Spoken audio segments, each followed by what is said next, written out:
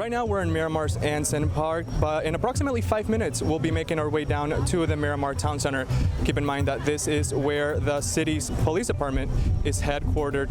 People here are protesting against police brutality, and that's exactly why some of the event's organizers wanted to hold part of the protest down at the town center. Now, if you can see right behind me, you can see hundreds of people have gathered here with signs, and they're all wearing masks, which is exactly what the organizers wanted. The city of Miami and South Florida in general has seen 16 consecutive days of protests against police brutality following the death of George Floyd. Film sets in Miami-Dade are required to follow county guidelines like social distancing, wearing a face mask, and limiting capacity to 50%. A Miami-based rescue task force deployed to Puerto Rico last month to help in the aftermath of the devastating 6.4 magnitude earthquake that struck the south of the island.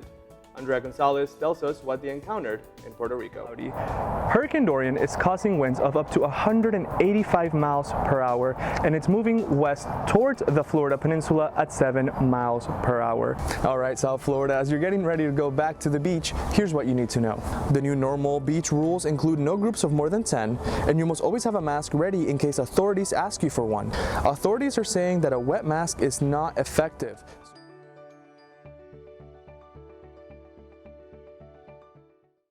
The Miami-Dade County Office of Film and Entertainment was greenlit to resume giving film permits back in May. This is after 2 months of being put on pause due to the pandemic. Although this is a step forward for creatives, they're still forced to change the way they make movies. Whether you're a writer, whatever you're doing, it's tough because it's very daunting to try to create in a time of crisis. Local film producer Christy Trabada has chosen to see this as a time of growth. I feel like whatever has happened is meant to happen, and these creative decisions that arise out of these complications and with the pandemic, I feel like it kind of gets the creative juices going in the brain a little bit of how, what is the new normal now? In terms of writing and storylines, there are a few things that creatives have brought into the spotlight. We have to think about, are our stories going to be relevant now? Because now, if we're going to do pre-COVID, we're making a period piece now. And if we acknowledge COVID, how do we do that? South Florida-based actress Nelissa Nieto agrees and says things might not be so intimate in the future. A lot of things won't be written in anymore. There will be very sparse romance scenes, I'm going to safely assume. Actors like Nelissa are also making some changes to the way they work in the industry. There are now 2 types of auditions, either on a Zoom call or tape audition. So that completely changes with new difficulties. You have to get backdrops, you have to get a better camera because the iPhone's not going to cut it. Film sets in Miami-Dade are required to follow county guidelines like social distancing, wearing a face mask, and limiting capacity to 50%. Yeah, I feel like the Florida film community just wants to get back to work. So we're all trying to do the best that we can in order to make sure that we're as safe as possible and, still working. Since they resumed issuing permits back in May, there has been a spend back into the community of $15 million. That's nearly half of what was lost due to the pandemic. For the South Florida Media Network, I'm Victor Jorges. Gym goers in Miami-Dade getting active once again, after County Mayor Carlos Jimenez allowed for wellness centers to reopen this Monday. Primal Fit Miami owner Matt Pack is happy to be welcoming patrons back. We're really excited to get members back in the gym and help them feel better from the inside all the way to the out. It's more than looking good at this particular point. It's about mental health, and people are seeking out ways to relieve stress and anxiety and depression. So we know it's a bigger picture. After 3 months of COVID-related closures, they're excited to hit the gym. Just being able to exercise again, to be outside of the house, it's just good in general for your immune system to begin with. So it's a good idea. I feel great. I think it's a great decision to get everyone back in their routine, get back healthy, and kind of start to slowly get things back to normal. But all this excitement comes with a few new restrictions. There should be 10 feet between people not wearing masks and 6 feet between people wearing masks. There should be disinfecting wipes and materials all throughout the facility, and people should wash their hands when they get to the gym, after using each machine, completing a workout, and when they leave the gym. Saunas and locker rooms are not allowed to be open at this time. And for this gym owner, his patron's safety is top priority. just making people feel safe. You know, that's bottom line. Cleaning in between sessions, cleaning the equipment regularly, as we always did, but definitely more so now than ever. Although Miami-Dade gyms are open and ready to welcome you back, the county is still encouraging fitness fanatics to do their online workouts because of COVID-19 concerns. From North Miami, Victor Jorges. The Super Bowl is not the only big event in Miami this weekend. We're here at Lee Steinberg's 33rd annual Super Bowl party. This is an event to celebrate his philanthropy, give humanitarian awards, and kick off the biggest football game of the year. Steinberg is a sports agent representing some of the top athletes in the NFL. He believes attitudes on and off the field are equally as important and tries to get his clients to be philanthropic. Aside from his business, he thrives in the world of giving back, inspired by his father. I was raised by a father who had two core values. One was treasure relationships, especially family, and the second was make a meaningful difference in the world and help people who can't help themselves. Part of the event was giving humanitarian awards to notable personalities in the world of sports. And we've been doing these awards now for 5 years, and it brings a lot of focus outside of our individual clients. It brings focus to the local community we're in, the giving that we do there, and extend. It also brings national groups like Make-A-Wish into our party, and we have a way of supporting them economically and doing good. Aside from his involvement with organizations like Special Olympics, Steinberg collaborates with Make-A-Wish to grant kids with a memorable moment. So Lee Steinberg and Chris Cabot reached out to us a few months ago to let us know that they really had a passion for Make-A-Wish, and they wanted to make a few wishes possible here at the Super Bowl.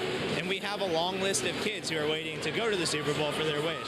Caleb is one of these 19 kids who will be attending the Super Bowl. His message to Steinberg is simple. Thanks. That's all. Thank you. As Steinberg said, sports could mean something powerful in the world.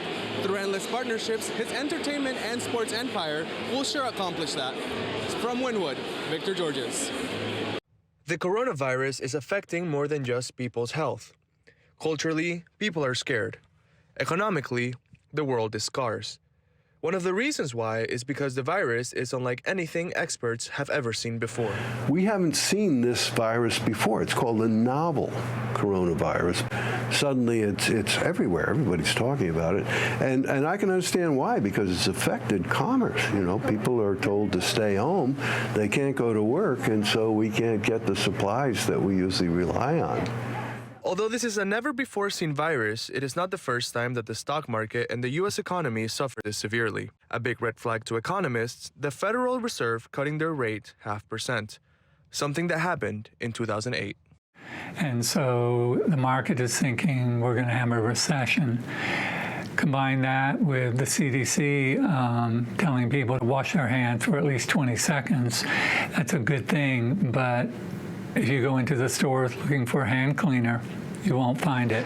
Now, the timing of the outbreak also affects the financial backlash. Because the virus broke out during Chinese New Year, inventory was already delayed due to factory closures. This will make it harder for production to pick back up. There's a suspicion that inventory will go before they're able to produce new inventory. According to supply chain expert Sebastian Garcia Dastugue, that the human race have chosen China as the manufacturing center of the world. The result of this is a world where the manufacturing capacity is limited to a small but highly concentrated area. If this goes longer, and manufacturing is still stopped in China, then there's going to be like a drought of inventory. And pressure for cost makes companies to be pretty tight. The drought that we are having now might impact sometime in the future. For the South Florida Media Network, from Miami, Victor Jorges. We will not erase black men, black women, black trans lives. All black lives matter. Disabled black lives, queer black lives. South Floridians march in from Anson Park to Miramar's Town Center to protest police brutality following the death of George Floyd. Some members of the community watching as hundreds of people of all ages walk through Miramar Boulevard with signs and chants. Black lives matter! They're asking for one thing. Enough is enough. We want equality. We're not asking for anything more than anybody else. After walking 1.1 miles, now I'm standing in front of the Miramar Police Department headquarters, where protesters are still demanding justice for George Floyd and Breonna Taylor. I want to show everybody where to vote. I want to show everybody that police brutality is a thing, and that's what we protesting. If they were there to speak out against police brutality, many protesters wondered why there was such a strong police presence. The organizers saying it's their job to be there. Their job is to protect and serve. So that's what they need to do, protect and serve. So y'all sit on the side and y'all protect and serve. And we safe. So far y'all doing your job. But I want y'all to do your job when we don't have all these cameras around. I want y'all to do your job when it's not 1,000, 2,000 people around. I want y'all to do your job all the time. For protesters, this is just the beginning. There is so much more that we have to do. We have to hold the people in power accountable or vote them out, period. We have to keep the pressure on. We can't fall asleep. The city's mayor encouraging people to go out and vote. You don't vote, you will not have an America that you want. If you don't vote, we'll be back here at Ansa Sports Complex complaining about another black brother or another black sister getting shot. Unlike other protests in South Florida, this one remained peaceful. No tear gas, no rubber bullets, no arrests. In Miramar, Victor Jorges.